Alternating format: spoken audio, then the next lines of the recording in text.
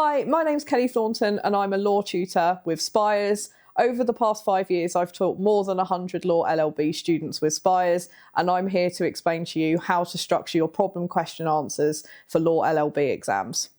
As most of you will know, there is one structure that works for problem question exams at LLB level. That is what's known as the IRAC method. So in this video, I'm going to take you through step by step how to structure your IRAC paragraphs and get the best possible grade for your law LLB problem questions. So to deep dive, the IRAC method stands for issue, rules, application and conclusion. The first thing to bear in mind is you need a full IRAC paragraph for every single legal issue. So the IRAC method itself is for each paragraph, not for your entire answer. On average, you would expect to have 5 or 6 IRAC paragraphs in one problem question, but that will depend on which university you're at and how complicated the question is that you're tackling.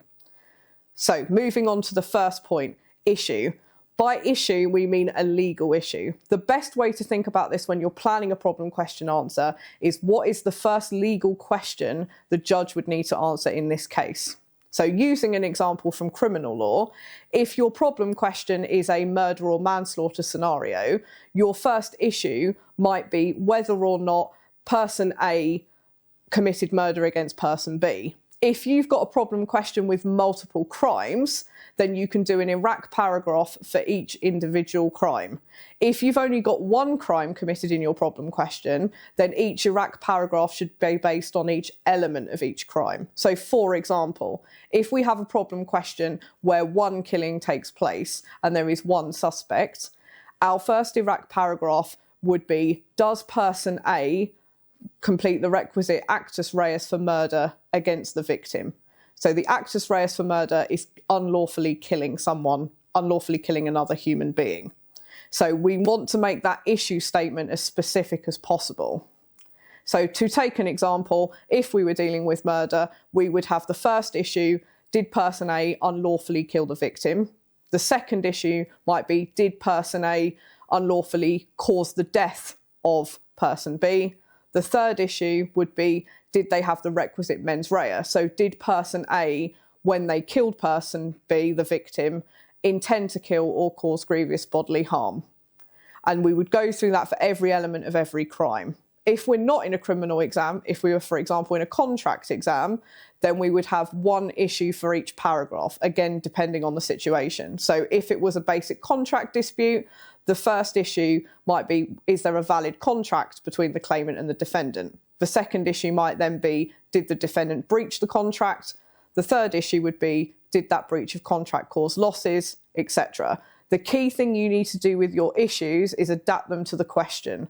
So you need a full IRAC paragraph for each issue, and depending on the number of claimants and defendants in your problem scenario, you need to adjust your structure accordingly to make it as clear as possible for the examiner.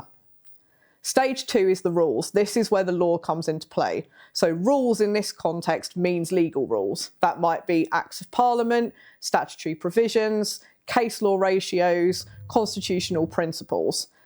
And again, it will completely depend on which exam you're doing. So for example, if we are using a case, rather than explaining the facts of the case that you're relying on, focus on the ratio that you've learnt from your case law reading.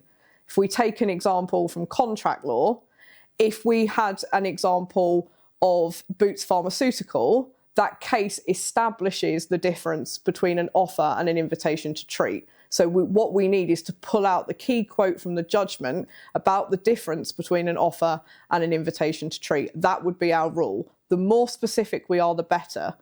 The two key things to avoid here are telling the entire story of the case. So we don't need to explain who Boots Pharmaceutical are or the factual scenario that led to their legal dispute. We need to focus on the client we're advising in our problem question and why the Boots case is relevant to them, which in this context is about them understanding the difference between an offer and an invitation to treat.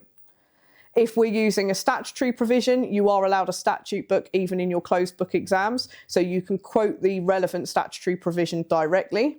If you're using a constitutional principle, then you just add one simple explanation of what the constitutional principle means. For example, parliamentary sovereignty or prerogative powers. When we move on to A for application, this is where we really tailor the rules to the problem question scenario we've been given.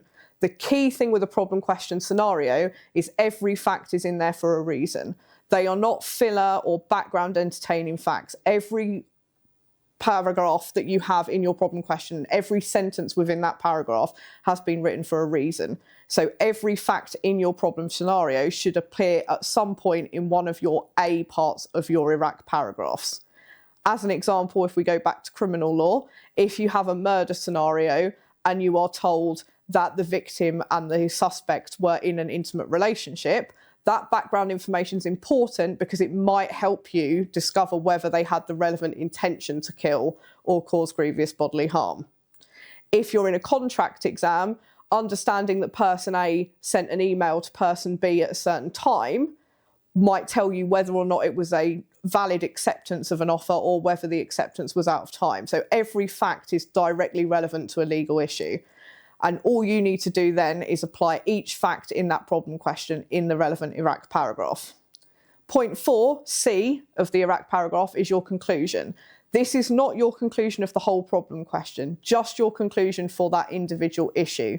So if your issue was, did the claimant and defendant have a valid contract, the conclusion will either be yes, they had a valid contract because all of the elements of the valid contract, offer, acceptance, intention to create legal relations and certainty of terms were satisfied, or no, they didn't because one or two of those was missing and you'd need to explain why. Then you repeat that full IRAC method for each individual issue within an exam. So to give an example, if you have a criminal law problem question where you've got multiple crimes, you would split the entire problem question into each individual crime and each individual suspect. So your first IRAC paragraph might be, did person X murder person Y? Your second IRAC paragraph might be, did person X commit manslaughter against person Y? And you'd go through that for every single suspect and every single crime. If you only have one crime, then each IRAC paragraph will look at the element of the one offence you're dealing with. So IRAC paragraph 1 would be the first element of murder, IRAC paragraph 2 would be the second element, and so on and so forth. Hopefully that has given you a condensed version of how to achieve a high grade for your LLB problem questions. And if you need any more assistance, please contact the team at Spires. Thank you for watching. Please like, subscribe and leave a comment below. Spires is the easiest, quickest way to find a pre-vetted tutor online for all your tuition needs, and to learn smarter, please use Spires. Thank you for watching the video and we'll see you in the next one.